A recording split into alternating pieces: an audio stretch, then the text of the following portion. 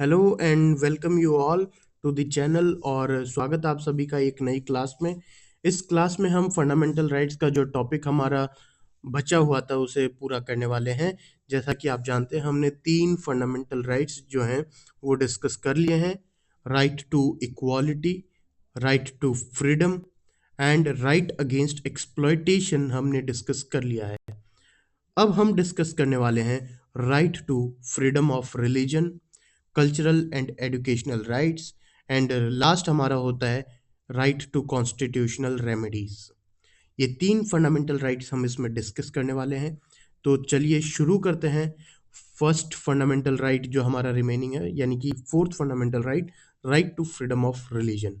इसमें आर्टिकल 25 से लेकर 28 तक आते हैं। आर्टिकल 25 जो है हमारा वो कहता है कि आपके पास स्वतंत्रता है, आप किसी भी धर्म को उसकी धर्म की आराधना कर सकते हैं, धर्म को मान सकते हैं और उसको प्रोपोगेट कर सकते हैं यानी कि उसका अ, विस्तार कर सकते हैं। ठीक है, किसी भी धर्म की आस्था में आपको विश्वास करने की स्वतंत्रता है।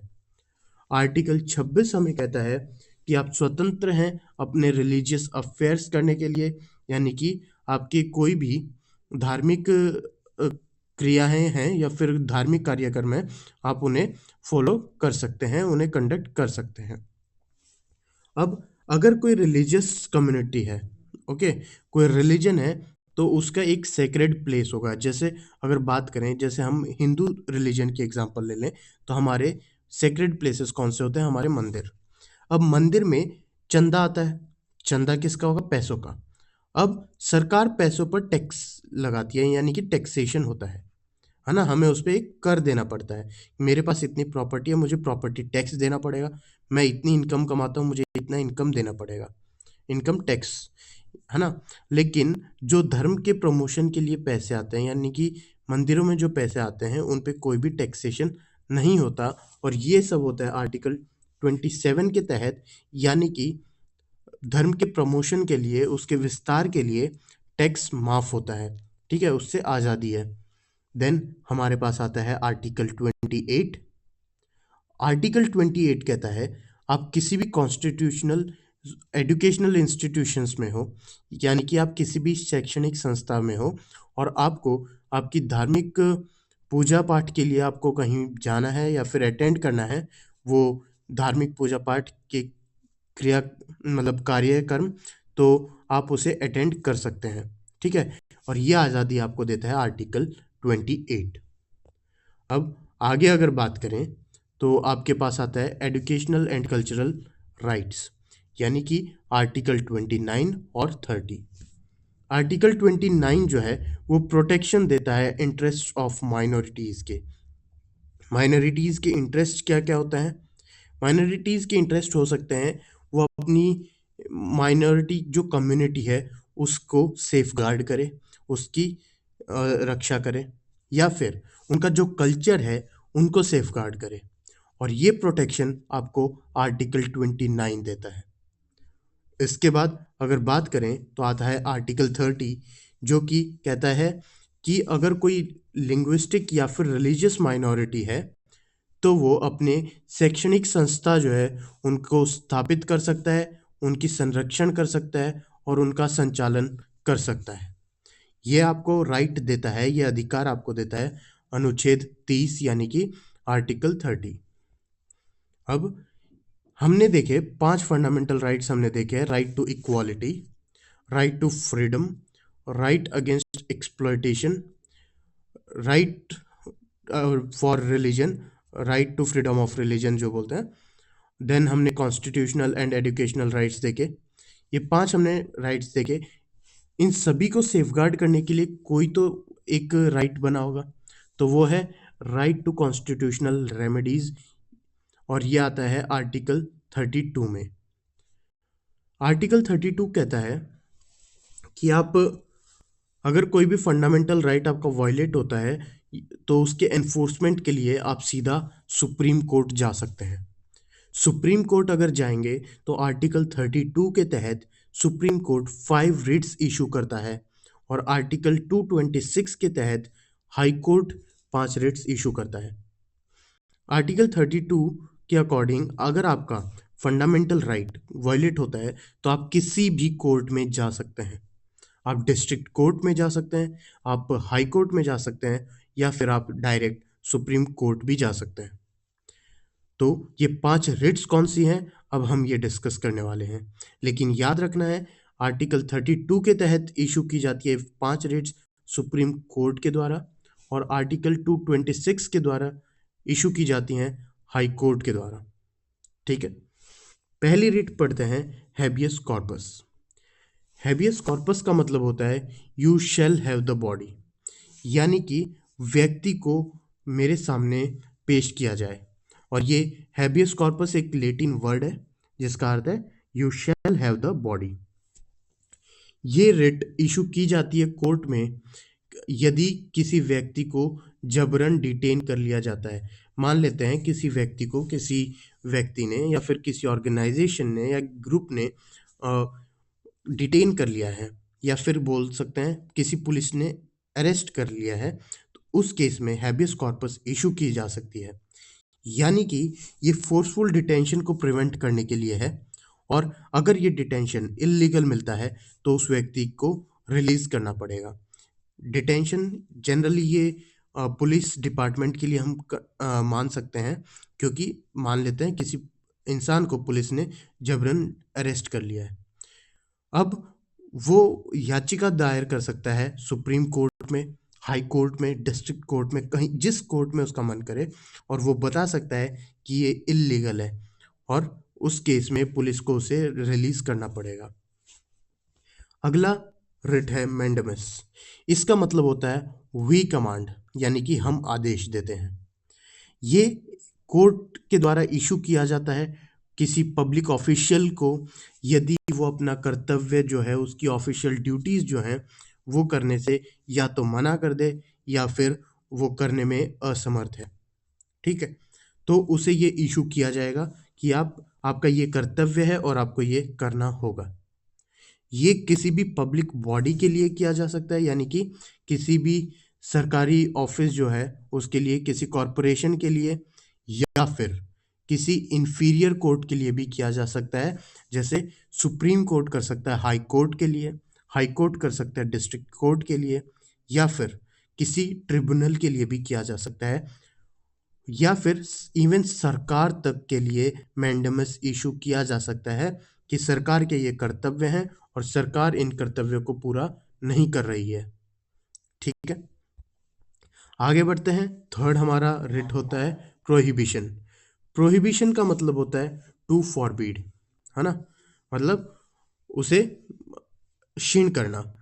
ओके, तो इसका अर्थ क्या है, ये एक हायर कोर्ट जो है वो लोअर कोर्ट को इशू करती है या फिर किसी ट्रिब्यूनल को इशू करती है अगर वो अपना जुरिस्डिक्शन एक्सीड कर देते हैं, या फिर ये और है, ऑफ को हटा देना, और usurping a jurisdiction that it does not possess, यानी कि अपनी क्षमताओं से बाहर जाकर एक लोअर कोर्ट कोई आदेश सुनाता है तो उस आदेश को खारिज करने के लिए, यानी फॉरबिड करने के लिए प्रोहिबिशन रिट इशू की जा सकती है हायर कोर्ट के द्वारा लोअर कोर्ट को।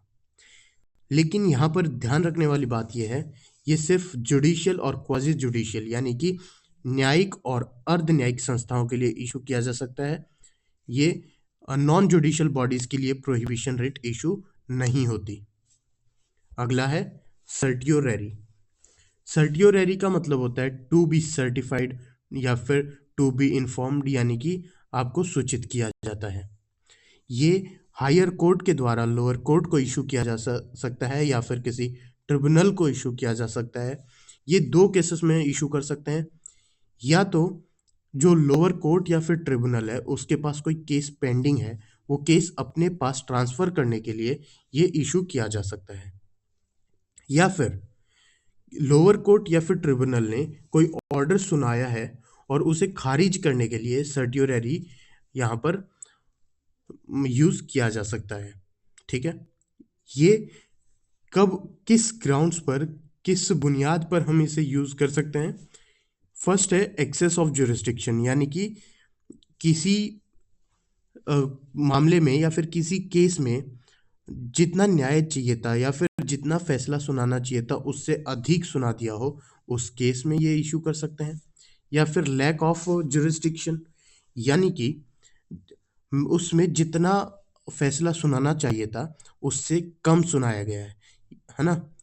कुछ फैसले में कमी रख दी गई है, कुछ जैसे मान लो सजा देनी थी वो सजा कम कर दी या फिर ज़्यादा कर दी। या फिर एरर ऑफ लॉ, यानी कि कानून को यहाँ पर गलत तरह से प्रदर्शित किया गया है और गलत कानून यहाँ पर इस्तेमाल किया गया है। उस केस में हायर कोर्ट, लोअर कोर्ट या फिर ट्रिब्यूनल को सर्टियोररी रिट इशू कर सकता है। तो ये दो के जो हमारी प्रोहिबिशन और सर्टियोररी, ये दो रिट्स हैं, ये सिर्फ judicial and quasi judicial authorities के लिए इशू की जा सकती हैं। लास्ट हमारी रिट होती है क्यूओ वारंटो। इसका मतलब होता है बाय व्हाट अथॉरिटी और वारंट्स, यानी कि किस अधिकार से या फिर किस वारंट से, ये और है ऑफ नहीं, ठीक है। ये इशू की जाती है कोर्ट के द्वारा किसी पर्सन का, अगर कोई पब्लिक ऑफिस में, सार्वजनिक ऑफिस में आपका कोई क्लेम होता है उसकी लीगैलिटी के जांच के लिए, है ना? बाय व्हाट अथॉरिटी और वारंट्स। मान लेते हैं किसी व्यक्ति ने या फिर किसी पुलिस ने किसी को अरेस्ट किया है ना? तो उससे पूछ सकती है कि आपने इसे अरेस्ट किया किस बेसिस पर किया। ठीक है, आपने इसे रिलीज कर दिया, अभी रिलीज किया है, लेकिन पहले इसे अरेस्ट करने का कारण क्या था? ये लीगैलिटी चेक करने के लिए क्यूओ वारंटो इशू की जा सकती है। लेकिन अगर पुलिस ने उसे अरेस्ट कर रखा है, ठीक है, उस केस में उसको छोड़ने के लिए जो रिट इशू की जाएगी वो हैव द बॉडी, यानी कि हैबियस कॉर्पस इशू की जाएगी कि आपने इसको डिटेन कर रखा है, उसकी हमें जानकारी दीजिए कि आपने डिटेन क्यों किया है, और उसकी लीगैलिटी अगर चेक करनी है तो क्यूओ वारंटो होगा। अब जैसे मैंने आपको बताया था, सर्टियोररी और प्रोहिबिशन, ये हायर कोर्ट जो है वो लोअर कोर्ट को या फिर ट्रिब्यूनल को इशू कर सकता है only judicial and quasi judicial bodies के लिए। अब आर्टिकल 32 को बी आर अम्बेडकर जी ने कहा है heart and soul of the Indian constitution, यानी कि भारतीय संविधान का दिल और आत्मा इसे कहा है किसने? बी आर अम्बेडकर जी ने। क्योंकि आर्टिकल 32 रिमेनिंग 5 जो हमारे फंडामेंटल राइट्स हैं उन्हें एनफोर्स कराता है, और जिसकी वजह से हमारे फंडामेंटल राइट्स क्या होते हैं? जुडिशियल या फिर जस्टिशिएबल इन नेचर, यानी कि न्यायिक होते हैं, एनफोर्सिएबल इन द कोर्ट होते हैं, ठीक है। अब आते हैं आर्टिकल 33 पर। आर्टिकल 33 संसद को कुछ शक्तियां देता है। संसद को शक्तियां कौन सी देता है? कि जो हमारे मेंबर्स हैं आर्म्ड फोर्सेस में, यानी सैन्य बलों में हमारे जो मेंबर्स हैं, या फिर इंटेलिजेंस एजेंसीज में हमारे जो मेंबर्स हैं, या फिर इसके समकक्ष जो फोर्सेस हैं उसमें जो सदस्य हैं, उनकी फंडामेंटल राइट्स को यहाँ पर रिस्ट्रिक्ट किया जा सकता है या फिर एब्रोगेट। रिस्ट्रिक्ट का मतलब होता है उनमें कुछ बाउंडेशंस लगाई जा सकती हैं, जैसे right to freedom of speech and expression है, उसमें यहाँ पर लिमिट लगाई जा सकती है। एब्रोगेट का मतलब है उन्हें पूर्णतः खारिज किया जा सकता है, यानी कि उनके कुछ फंडामेंटल राइट्स हैं, कुछ मौलिक अधिकार हैं जिन्हें सरकार बिल्कुल खारिज कर देती है। तो ये शक्ति आर्टिकल 33 के तहत दी जाती है, और ये इसलिए है क्योंकि हमारे सैन्य बलों के जो पर्सन्स हैं, जो मेंबर्स हैं, उनके पास से काफ़ी सारी ऑफिशियल और सीक्रेट इंफॉर्मेशन वहाँ पर होती है। अगर वो ये सीक्रेट इंफॉर्मेशन बाहर अगर शेयर करते हैं तो हमारे नेशन की सिक्योरिटी के लिए एक बहुत बड़ा थ्रेट हो जाता है, एंड इसी को प्रिवेंट करने के लिए उनके कुछ फंडामेंटल राइट्स को यहाँ पर एब्रोगेट या फिर रेस्ट्रिक्ट कर दिया जाता है। इसके बाद अगर आगे बढ़ें तो हमारे पास है आर्टिकल 34, जो कि रिस्ट्रिक्शंस प्रोवाइड करता है फंडामेंटल राइट्स पर, जब एक मार्शल लॉ जो है, मार्शल रूल या फिर मिलिट्री रूल जो है इनफोर्स है, यानी कि हमारे देश में आपातकाल लागू है, यानी कि सैन्य सैन्य राज जब लागू होगा तब हमारे पास फंडामेंटल राइट्स रिस्ट्रिक्ट हो जाते हैं मिलिट्री रूल या फिर मार्शल लॉ में। आगे अगर बात करें आर्टिकल 35 की, तो ये पार्लियामेंट या फिर संसद को शक्तियां देता है कि आप फंडामेंटल राइट्स पर कानून बना सकते हैं। अब हमारे पास कुछ फंडामेंटल राइट्स हैं जो कि सिर्फ कुछ सिटीजन्स और फॉरेनर्स दोनों को मिलता है। ठीक है, फंडामेंटल राइट्स जो कि सिटीजन्स और फॉरेनर्स दोनों को मिलते हैं, तो वो कौन कौन से हैं? Article 14, 20, 21, 21A, 22, 23, 24, 25, 26, 27 and 28। ये कुछ आर्टिकल्स हैं जो कि सभी के लिए हैं, चाहे वो हमारा नागरिक हो चाहे वो फॉरेनर हो, लेकिन ये एनिमी नेशन वाले फॉरेनर्स के लिए नहीं होते। ये यहाँ पर याद रखने वाली बात है। अब कुछ हमारे पास फंडामेंटल राइट्स हैं जो कि सिर्फ और सिर्फ सिटीजन्स के लिए होते हैं। वो कौन से हैं? Article 15, 16, 19, 29 and 30। तो चलिए इन्हें डिस्कस कर लेते डिटेल में। फंडामेंटल राइट्स जो सिटीजन्स और फॉरेनर्स को अवेलेबल हैं एक्सेप्ट एनिमी नेशन के फॉरेनर्स को, तो आर्टिकल 14 यानी कि equality before law and equal protection of law, यानी कि अगर कोई फॉरेनर यहाँ पर आता है तो उसे समान कानून के समान रखा जाएगा जितना कि हम एक सिटीजन को रखेंगे। यानी कि अगर उसकी गलती नहीं है तो उसे सज़ा नहीं मिलेगी, और अगर उसकी गलती है तो उसे सज़ा मिलेगी। अगला है आर्टिकल 20। आर्टिकल 20 कहता है right to protection in respect of conviction of offences, यानी कि आपको एक गुनाह के लिए एक से अधिक बार जो है आपको सज़ा नहीं दे सकते।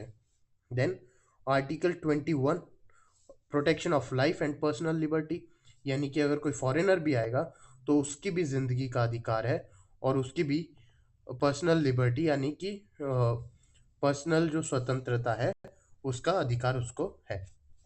देन आर्टिकल 21A यानी कि राइट टू एजुकेशन, दोनों को समान मिलता है। Then article 22 protection against arrest and detention, ये भी हमें और फॉरेनर्स को अवेलेबल है।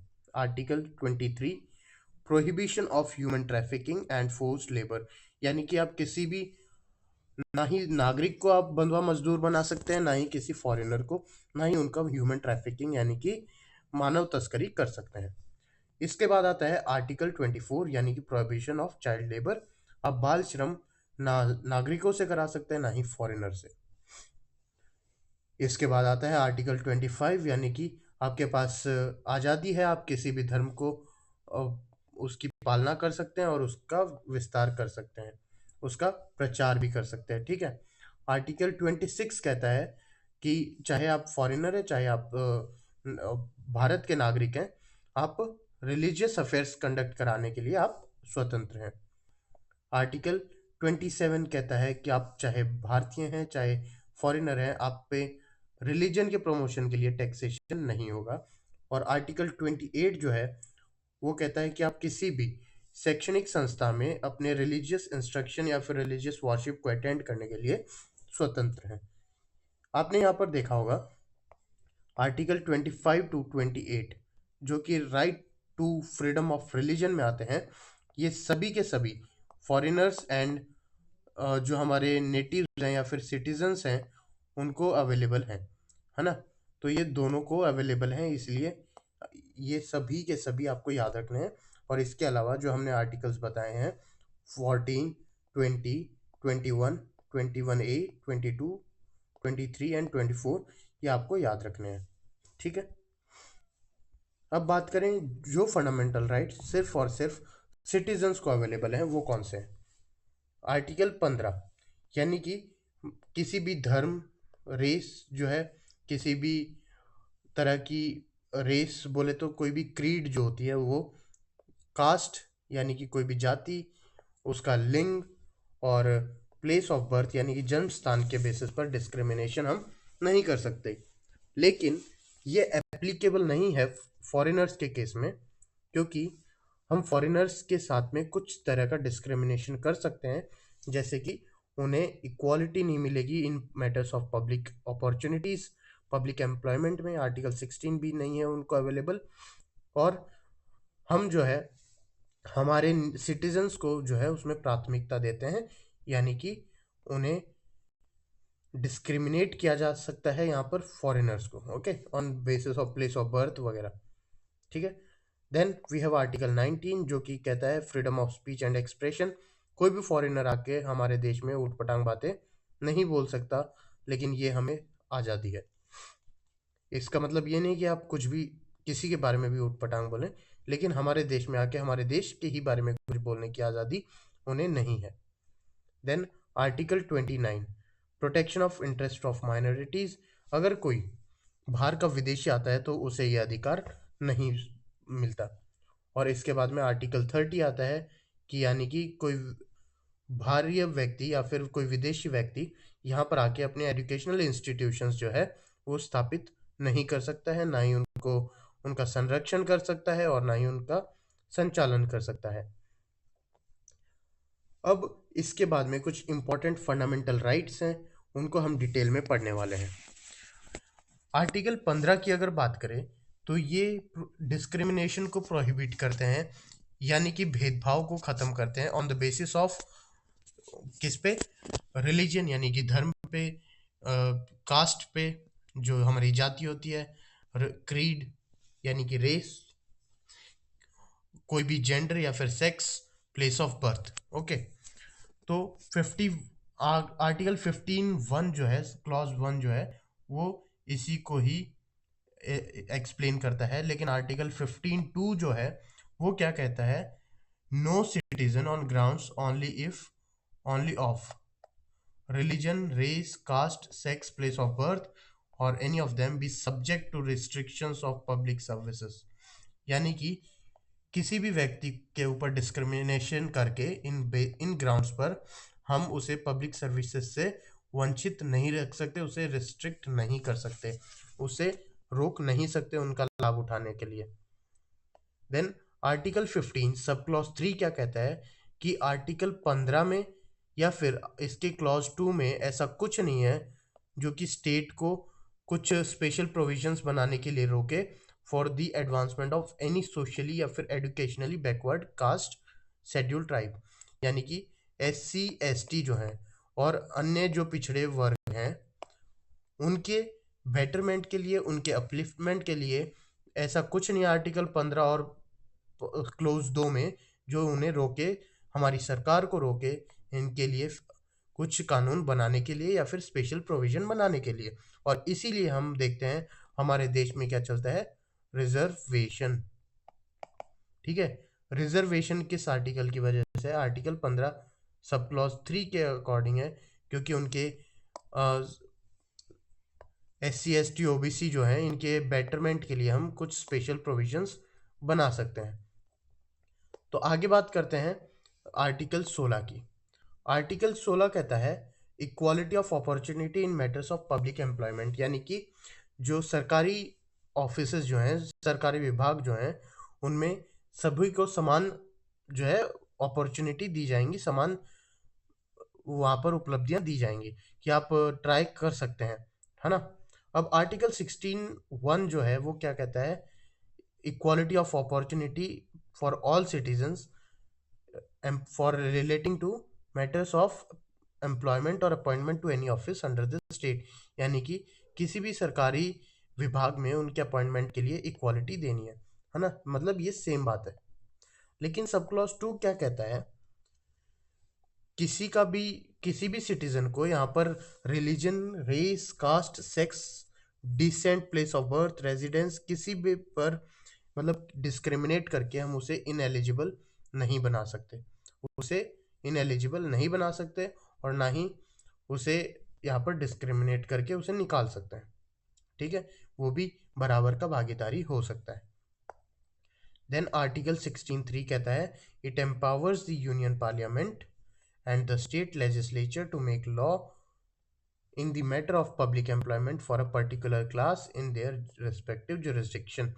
यानी कि अगर मान लीजिए कोई भी SC ST या फिर OBC जो है इनके लिए कोई स्पेशल प्रोविजन बनाना हो इन मैटर्स ऑफ पब्लिक एम्प्लॉयमेंट, जैसे कि हमारे पास है रिजर्वेशन, है ना, तो रिजर्वेशन हम किस बेसिस पर देते हैं? आर्टिकल 16(3) के बेसिस पर भी देते हैं, क्योंकि इनके लिए स्पेशल प्रोविजंस बनते हैं।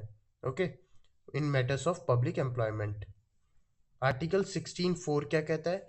ये कहता है कि state can make provisions for reservation of backward caste if they are not adequately represented. यानी कि SC ST OBC अगर इनका रिप्रेजेंटेशन सही नहीं होता है तो आर्टिकल 16(4) के तहत हम उनके लिए रिजर्वेशन दे सकते हैं। ठीक है, ऑफिशियली हमारे संविधान में रिजर्वेशन की बात कौन से आर्टिकल में की गई है?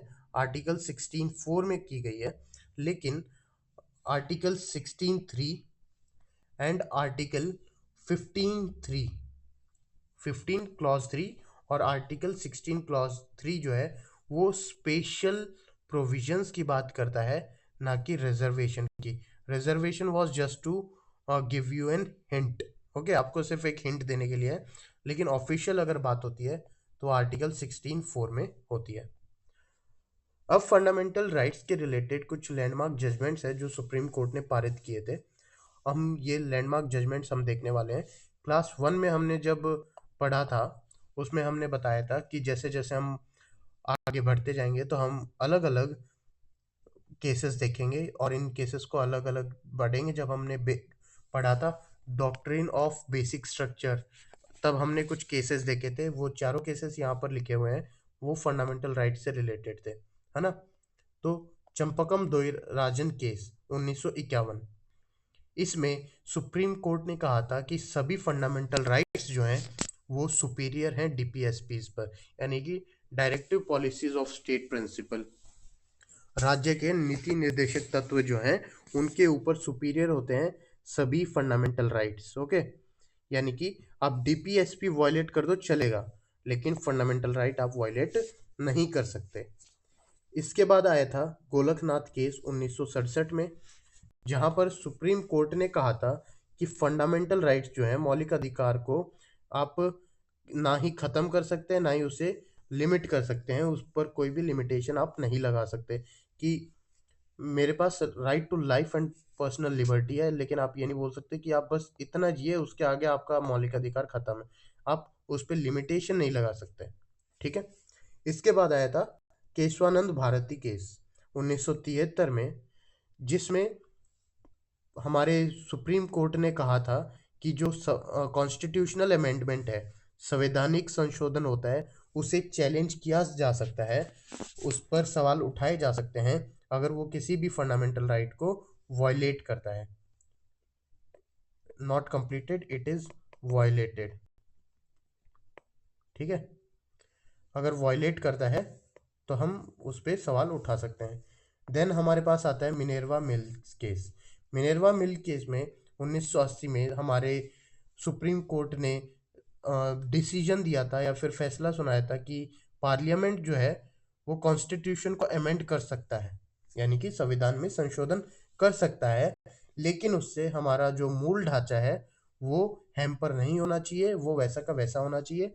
फंडामेंटल राइट जो हमें 6 फंडामेंटल राइट्स गारंटी होते हैं, वो 6 फंडामेंटल राइट वैसे ही रहने चाहिए, इंटैक्ट रहने चाहिए। ठीक है, अब आगे हम बात करते हैं सस्पेंशन ऑफ फंडामेंटल राइट्स। मेरे मौलिक अधिकार कब खारिज किए जा सकते हैं? तो ऐसा तो है नहीं कि ये खारिज किए ही नहीं जा सकते। कुछ सर्कमस्टांसेस, कुछ कंडीशंस ऐसी है जब फंडामेंटल राइट्स को यहाँ पर खारिज किया जा सकता है। तो वो कौन कौन से हैं? पहला है जब आर्टिकल 352 के तहत हमारे राष्ट्रपति इमरजेंसी प्रोक्लेम कर देते हैं, तो सभी फंडामेंटल राइट्स जो कि आर्टिकल 19 के तहत मिलते हैं हमें, राइट टू फ्रीडम में, वो ऑटोमेटिकली सस्पेंड हो जाते हैं। ठीक है, इसके बाद जब तक इमरजेंसी चालू है, वो प्रोक्लेम है, तब तक कोई भी लॉ या फिर कोई भी एग्जीक्यूटिव ऑर्डर जो है उसे हम चैलेंज नहीं कर सकते, इस बेसिस पर कि वो मेरे राइट्स जो हैं आर्टिकल 19 में उन्हें वायलेट करता है। वो अगर वायलेट करता है मेरा घूमना फिरना, मैं उसे चैलेंज नहीं कर सकता। वो अगर वायलेट करता है मेरा freedom of speech and expression, मैं उसे चैलेंज नहीं कर सकता। ठीक है,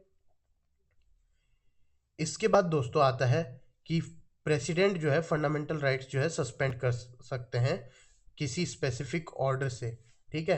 लेकिन ये स्पेसिफिक ऑर्डर पार्लियामेंट यानी हमारे संसद के द्वारा स्वीकृत होना चाहिए, उसे मंजूरी मिलनी चाहिए। अब हमारे पास आर्टिकल 19 जो है वो सस्पेंड हो जाता है in case of an emergency, लेकिन हमारे पास दो आर्टिकल्स ऐसे हैं, दो फंडामेंटल राइट्स ऐसे हैं जो इमरजेंसी के केस में भी सस्पेंड नहीं हो सकते। एक आता है आर्टिकल 20 और एक आता है आर्टिकल 21। दैट इज आर्टिकल 20 बोलते हैं protection in respect of conviction for offences, यानी कि आपको एक मतलब कानून जो है उसकी सजा आपको बार बार नहीं मिल सकती, ओके। और दूसरा है एक, यहाँ पर एक बोलना पड़ेगा कि आपको जो आर्टिकल 20 के तहत है, एक आपने अपराध किया उसकी सजा आपको 2 बार नहीं मिल सकती, सिर्फ 1 बार मिलेगी। देन आर्टिकल 21 ये कहता है protection of life and personal liberty can not be suspended, यानी कि आपका आर्टिकल 20 और 21 सस्पेंड नहीं होगा। अब आता है आर्टिकल 359। आर्टिकल 359 किस लिए है, तो हम इसकी बात कर लेते हैं कि आर्टिकल 359 जो है वो प्रेसिडेंट को शक्तियां देता है कि वो आपका right to move to any court जो है वो खारिज कर सकता है in case of fundamental rights, अगर आपके वायलेट होते हैं नेशनल इमरजेंसी में। आप जैसा जानते हैं आर्टिकल 32 के तहत रिट इशू करती है कौन, सुप्रीम कोर्ट, और आर्टिकल 226 के तहत रिट इशू करते हैं कौन, हाई कोर्ट। अब किसी भी कोर्ट में जा सकते हैं अगर आपका फंडामेंटल राइट वायलेट होता है तो। लेकिन अगर आप एक नेशनल इमरजेंसी के दौर में है और उस समय आप जाते हैं कि मेरा आर्टिकल 19 वायलेट हो रहा है, तो आप, या फिर मेरा आर्टिकल 15 वायलेट हो रहा है, तो उस केस में आप कोर्ट में नहीं जा सकते, और ये आर्टिकल, इसमें रोक लगाई जा सकती है प्रेसिडेंट ऑफ इंडिया के द्वारा, और ये उन्हें शक्तियां देता है आर्टिकल 359। लेकिन इमरजेंसी के दौरान भी अगर आर्टिकल 20 और 21 वायलेट होते हैं तो आप सुप्रीम कोर्ट या फिर हाई कोर्ट या फिर डिस्ट्रिक्ट कोर्ट, जिस कोर्ट में आप जाना चाहें आप जा सकते हैं। अब बात करें दोस्तों राइट टू इंफॉर्मेशन की। राइट टू इंफॉर्मेशन जो है वो 2005 में आया था, और ये गवर्नमेंट ऑफिसेस या फिर जो सरकारी संस्थाएं हैं उनमें ट्रांसपेरेंसी लाने के लिए हुआ था। आप जानते हैं कि सरकारी ऑफिसेस में पहले बहुत करप्शन था, करप्शन अब भी है, और करप्शन को कम करने के लिए ये आरटीआई लाया गया था कि आप मुझे जानकारी दीजिए, राइट टू इंफॉर्मेशन, ठीक है। और ये 2005 में आया था। अब राइट टू वोट की अगर बात करें तो ये मेरे पास एक संवैधानिक अधिकार है जो मुझे मिला है, और हर किसी को मिला है जो कि 18 वर्ष का है। यह आर्टिकल 326 के तहत दिया जाता है। आर्टिकल 326 मुझे क्या देता है, राइट टू वोट, यानी मत करने का अधिकार, मतदान करने का अधिकार मुझे देता है आर्टिकल 326।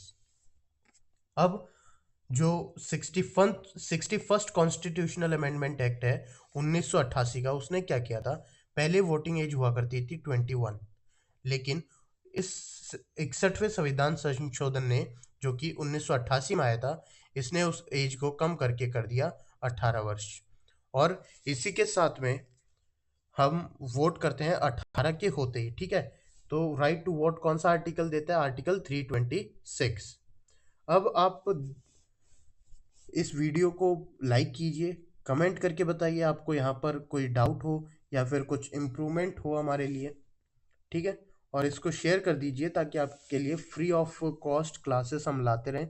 आपको टोटल कंटेंट अगर फ्री ऑफ कॉस्ट अगर यूट्यूब पे देखेंगे आपको कहीं नहीं मिलेगा, उसमें कहीं ना कहीं कुछ मिसिंग पार्ट होगा, लेकिन हम यहाँ पर आपको प्रॉपर नोट्स प्रोवाइड करेंगे, हम यहाँ पर आपको प्रॉपर क्लासेस प्रोवाइड करेंगे, और इसके अलावा आपके लिए प्रॉपर क्विजेस और ऑब्जेक्टिव टाइप क्वेश्चंस जो हैं वो हम लेकर आएंगे। इतना सब कुछ तभी होगा जब आप हमारे ग्रोथ में हेल्प करेंगे।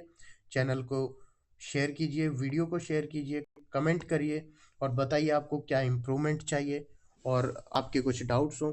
इसके अलावा व्हाट्सएप चैनल की यहाँ पर लिंक हम डिस्क्रिप्शन बॉक्स में दे रहे हैं, व्हाट्सएप चैनल ज्वाइन कर लीजिए जहाँ पर हम आपको नोट्स शेयर करेंगे, आपको क्विज़ेस शेयर करेंगे और जो भी अपडेट्स हमारे क्लासेस से रिलेटेड, कोई भी जो गवर्नमेंट वैकेंसीज़ हैं उनसे रिलेटेड यहाँ पर हम पोस्ट करने वाले हैं। और सब्सक्राइब कर लीजिए, इम्पोर्टेंट है कि आप सब्सक्राइब करें ताकि आप कोई भी अपडेट मिस ना करें। सो मिलते हैं अगली क्लास में, और अगली क्लास में हम डीपीएसपीज़ को डिटेल में पढ़ने वाले हैं। ठीक है, तो अब हम आगे बढ़ने वाले हैं। हमने 3 पार्ट हमारे संविधान के कंप्लीट कर लिए हैं with fundamental rights. So thank you and bye bye guys.